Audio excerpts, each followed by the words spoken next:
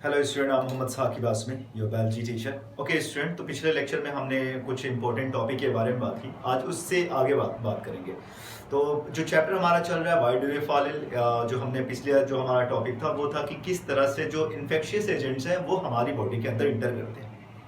और हमने वो देखा भी कि किस तरह से वो हमारी बॉडी के अंदर इंटर करते हैं और कौन कौन से तरीके उनके होते हैं, जैसे वाटर के थ्रू, एयर के through, sexual contact and vector. जो हमने ये सारी चीज़ें देखी, तो उससे तो मीन्स ऑफ स्प्रेड कंफर्म हो गया, हमने अच्छे से उसे पढ़ लिया, हमने अच्छे से उसे समझ लिया। लेकिन अब जो हम बात करने जा रहे हैं कि जो organ specific and tissue specific disease manifestation के बारे में, तो आखिर ये organ specific and tissue specific disease manifestation है क्या, उसको थोड़ा समझ लेते हैं। Let me write it here. Organ specific and tissue specific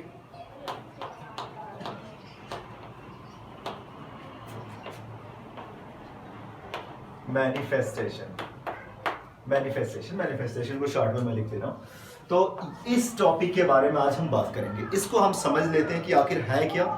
इसको हम देखते हैं कि इसमें क्या क्या हम पढ़ने वाले हैं। अच्छा देखो, बहुत सारी डिजीज, अब देखो हमारी बॉडी में जो इन्फेक्शन एजेंट्स इंटर तो हो गए, पिछले टॉपिक में हमने देखा किसी तरह से किसी रास्ते से वो इंटर हो गए, नोज के थ्रू इंटर हो गए, कहीं से भी हो गए, वो एंट्री उनकी हो गई। अब ये कहाँ जाते कहाँ पे हैं, इसको हमें समझना पड़ेगा। तो देखो, हमारी बॉडी तो लार्ज साइज की बॉडी है। हमारी बॉडी में डिफरेंट टिश्यूज पाए जाते हैं, डिफरेंट ऑर्गन पाए जाते हैं, डिफरेंट ऑर्गन सिस्टम पाए जाते हैं। बहुत ही कॉम्प्लेक्स बॉडी है। कॉम्प्लेक्स हो क्यों ना, more than 10 to the power 15 10 to the power 12 और 13 number of cells present in our body. तो ऑफ कोर्स वो थोड़ा सा ज़्यादा आपका कॉम्प्लेक्सिटी ह्यूमन में ज़्यादा है as compare to other animals and plants. तो हमारी अगर बॉडी में देखा जाए तो जैसे एंट्री इनकी डिसाइड करती है, अगर हम देखें तो बहुत सारे डिफरेंट स्पीसीज है, जैसे माइक्रोब्स की डिफरेंट स्पीसीज है, डिफरेंट टाइप के माइक्रोब्स पाए जाते हैं और उनका एंट्री भी अलग होता है। वो अलग अलग जगहों से वो एंटर करते हैं हमारी बॉडी में। अगर हम बात करें तो एंट्री डिसाइड करती है, स्पेशली क्या डिसाइड करता है, एंट्री ऑफ, अच्छा एक मिनट, मैं उस चीज को बताना भूल गया। अगर डिजीज मैनिफेस्टेशन होते क्या है, ये एक टाइप के सिम्टम्स होते हैं। जैसे हम बात करें कि हमारी बॉडी के अंदर जाने के बाद जो इन्फेक्शियस एजेंट्स हैं उनके लिए हमारा जो इम्यून सिस्टम, हमारी बॉडी का इम्यून सिस्टम जो होता है वो कुछ रिस्पॉन्स करता है। रिस्पॉन्स इस तरीके का रिस्पॉन्स कि हमें पता चल जाता है कि हमें कोई डिजीज हुई है।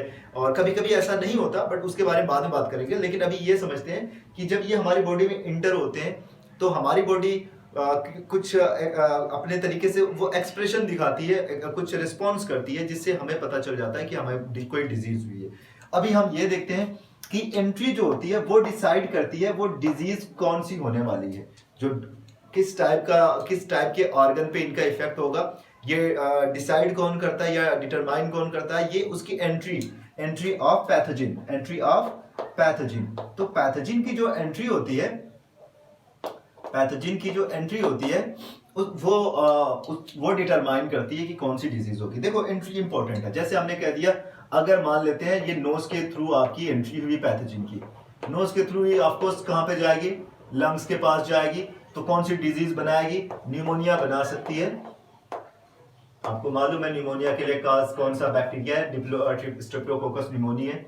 और ट्यूबरकुलोसिस हो सकता है आपको इसकी वजह से, ट्यूबरकुलोसिस। ओके, हाँ, अगर ये आपके माउथ के थ्रू एंट्री इसकी हो गई, देन क्या होगा, अगर ये माउथ के थ्रू इनकी एंट्री हो गई तो फिर माउथ के थ्रू एंट्री होगी तो ये हमारे जाएगा एलिमेंट्री कैनाल में, हमारे गट्स में जाएगा, हमारे गट में जाएगा, जिसको हम एलिमेंट्री कैनाल कहते हैं। हमारे एलिमेंट्री कैनाल में जाएगी और एलिमेंट्री कैनाल में जाएगी। जैसे इंटेस्टाइन के बारे में बात करें, स्मॉल इंटेस्टाइन के बारे में, वहां पे अल्सर बना लेगी, जिसकी वजह से हमें हो जाएगा टाइफाइड के लिए जो रिस्पॉन्सिबल बैक्टीरिया उसका नाम है Salmonella typhi.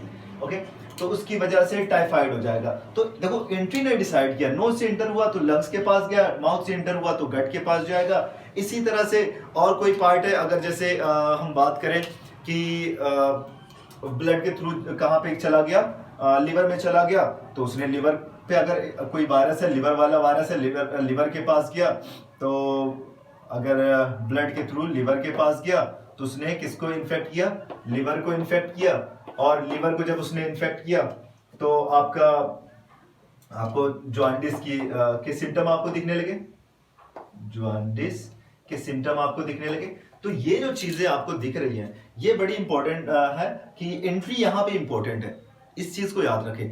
Entry of pathogen is very important, that can determine which kind of disease gonna be happen in that particular person। तो उस particular person के अंदर कौन सी, किस टाइप की या कौन सी डिजीज हो सकती है, ये कौन डिटरमाइन करता है, ये हमारी एंट्री ऑफ पैथोजन डिटरमाइन करती है। इसके अलावा कभी कभी ये देखो स्पेसिफिक जो स्पेसिफिक होते हैं किस पे इफेक्ट पड़ेगा, ऑफ कोर्स लंग्स पे इफेक्ट पड़ेगा, इस पे कहाँ पे, एलिमेंट्री कैनाल पे, इसमें कहाँ पे इफेक्ट पड़ेगा, लिवर पे इफेक्ट। तो ये जो टारगेट पार्ट होते हैं इनके स्पेसिफिक पार्ट पे इफेक्ट कर रहे हैं, और कौन कौन से पार्ट पे इफेक्ट करेंगे ये डिसाइड कौन करेगा, एंट्री ऑफ पैथोजन। अगर कोई पैथोजन कहां से एंटर हो रहा है, नोज के थ्रू हो रहा है, तो वो लंग्स को इफेक्ट करेगा।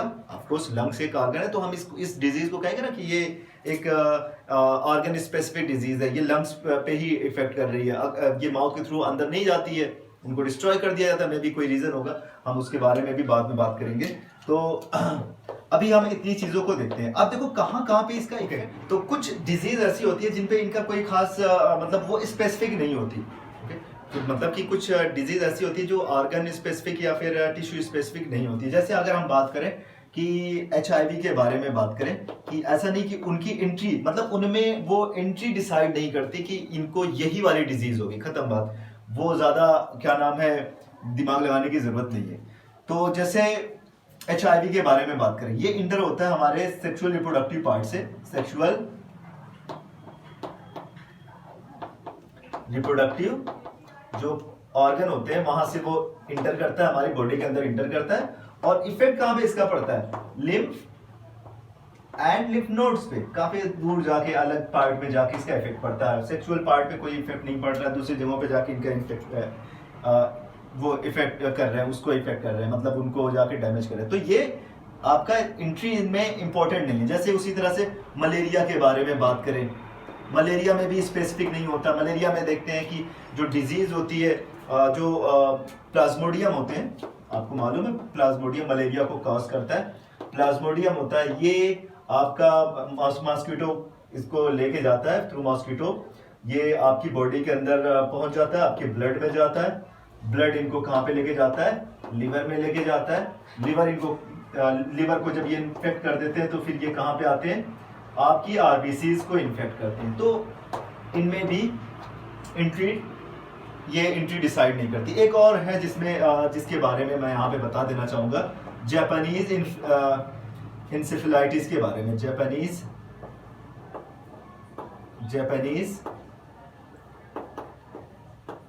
इंसेफेलाइटिस नाम की डिजीज के बारे में। ये डिजीज काफी इससे काफी लोगों, बच्चों की, स्पेशली बच्चों की बहुत ज्यादा जान गई। ये 2000 के आसपास ये डिजीज जो थी ना, बहुत ही उस टाइम बहुत ही खतरनाक हुआ करती थी, लेट ऑफ 20th सेंचुरी से लेके स्टार्टिंग तक। फिर उसके बाद 2003 में इसकी वैक्सीन आई, उसको कंट्रोल कर लिया गया।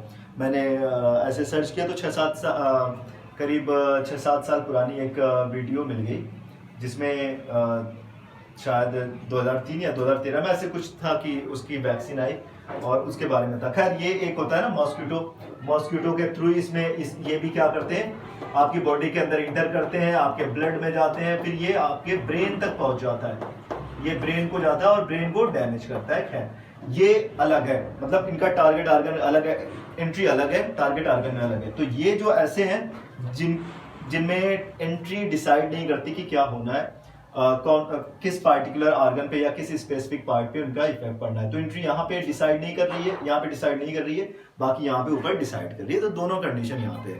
ओके, तो इस लेक्चर में मैंने जो बताया हुआ है, आई होप कि आपको समझ में आ गया। हालांकि मैं इनके साइन एंड सिम्टम्स के बारे में भी थोड़ा सा बता दूंगा। और एक चीज़ और है, जैसे कुछ स्टूडेंट उन्होंने कहा, जैसे आर्यन यादव है, सैरिल शेख है, बादल राव है, महविश मेहताब और महम एजाज, ये कुछ स्टूडेंट हैं जिन्होंने मुझसे कई बार पहले भी कहा हुआ था कि सर थोड़ा वीडियो लेक्चर की जो लेंथ है उसको छोटा रखें। तो देखो होता क्या है ना कि आपका जैसे जो वीडियो लेक्चर कभी कभी थोड़ा सा लंबे हो जाते हैं, चीज़ों को कॉन्सेप्ट क्लियर करने के चक्कर में लंबे हो जाते हैं। अदरवाइज कोई वीडियो को लंबा करना नहीं चाहता। 2-2.5 GB मिलती है, वही सारी ख़त्म हो जाती है। एक कोई मूवी भी आदमी ना देख पाए उसके बाद। तो खैर, मूवी मैं भी देखता हूँ। तो अब हम साइन और सिम्टम्स के बारे में बात करते हैं कि साइन और सिम्टम्स क्या होते हैं। साइन एंड सिम्टम्स के बारे में हम बात करेंगे। सिम्टम्स के बारे में हम बात करेंगे। तो देखो, जो टारगेट ऑर्गन होते हैं, इन इन्फेक्शियस एजेंट्स के जो टारगेट ऑर्गन होंगे, टारगेट ऑर्गन की पे डिपेंड करता है किस, मतलब कि ये जो साइन और सिम्टम्स होते हैं, ये डिपेंड करता है उनके टारगेट ऑर्गन पर। जिस ऑर्गन पर उनका इफेक्ट होगा, वैसे ही आपको क्या देखने को मिलेंगे, आपको वैसे ही आपको साइन एंड सिम्टम देखने को मिलेंगे। जैसे अगर उसने लंग्स पे को टारगेट किया तो आपको क्या देखने को मिलेगा, ब्रीदिंग में प्रॉब्लम होगी, आपको कफ की प्रॉब्लम होगी। तो लंग्स पे इन्फेक्शन हुआ तो कफ की प्रॉब्लम। ब्रेन को अगर उन्होंने इन्फेक्ट किया तो ऑफकोर्स आपको क्या देखने को मिलेगा, हेडेक देखने को मिलेगा, वॉमिटिंग देखने को मिलेगी, अनकॉन्शियसनेस देखने को मिलेगा, मतलब गसी आ जाना, बार बार बेहोश हो जाना, ये सारी चीजें आपको देखने के लिए मिलेंगी। और अगर आपके लिवर पर को उसने इन्फेक्ट किया तो इसके साइन एंड सिम्टम्स क्या होंगे, इनके साइन और सिम्टम होंगे जॉन्डिस के। जैसे उसमें जॉन्डिस वाला आपका कलर देखने को मिलेगा, हल्का येलोइश कलर हो जाएगा आपकी बॉडी के ब्लड। तो ये सिम्टम्स आपको देखने को मिलेंगे। तो ये डिपेंड करता है साइन और सिम्टम के बारे में अगर बात करें तो साइन और सिम्टम डिपेंड करता है कि किस टाइप के टारगेट ऑर्गन को टारगेट किया गया। तो जिस टारगेट ऑर्गन को टारगेट किया जाएगा वैसा। तो अगर हम पहले से ही ये इमेजिन कर सकते हैं कि कौन सा डिजीज है वो किस टारगेट ऑर्गन पे क्या कर सकता है, इफेक्ट डाल सकता है ये, और कौन सा उसका साइन एंड सिम्टम होगा, मतलब सॉरी ये साइन और सिम्टम क्या होगा अगर किसी उसने टारगेट ऑर्गन पर इफेक्ट डाल दिया। अगर हमने कह दिया कि मैंने कहा कि लंग्स पे इफेक्ट पड़ा तो आपको कह दोगे कि ऑफकोर्स तब आपको कफ एंड ब्रीदिंग की प्रॉब्लम आ जाएगी। जैसे न्यूमोनिया के केस में क्या होता है कि छोटे छोटे बच्चे होते हैं, देखते होंगे आप, उनके लंग्स पे जब इन्फेक्शन हो जाता है तो फिर वो बहुत ही हैवी ब्रीदिंग करते हैं, मतलब बार बार जल्दी जल्दी वो ब्रीदिंग करते हैं और बड़े मतलब काफ़ी खींचते हुए वो ब्रीदिंग करते हैं इस तरीके से। ओके, तो इतना मैंने इसमें बता दिया। तो लेक्चर को देखो इस बार मैं छोटा कर दे रहा हूँ, बट हमेशा ये छोटा नहीं किया जा सकता क्योंकि कभी कभी चीज़ों को एक्सप्लेन करने के लिए कुछ चीज़ें टाइम टेकिंग होती है। ओके, इन चीज़ों को आप अच्छे से समझे और इनको इनकी नोट्स बनाए। आप लोगों ने अच्छा किया कि उसको बताया, कोई बात नहीं, मैंने वीडियो को शॉर्ट किया, मुझे भी लगता है इस लेक्चर में कम से कम उसकी ज़रूरत थी। मैं नेक्स्ट वीडियो में इनके बचे हुए पार्ट को भी एक्सप्लेन करूंगा, मीन्स आपका specific organ specific and tissue specific manifestation के बारे में नेक्स्ट वीडियो में भी इसी टॉपिक के बारे में बात करेंगे। और आज का लेक्चर बस इतना ही। Thank you so much.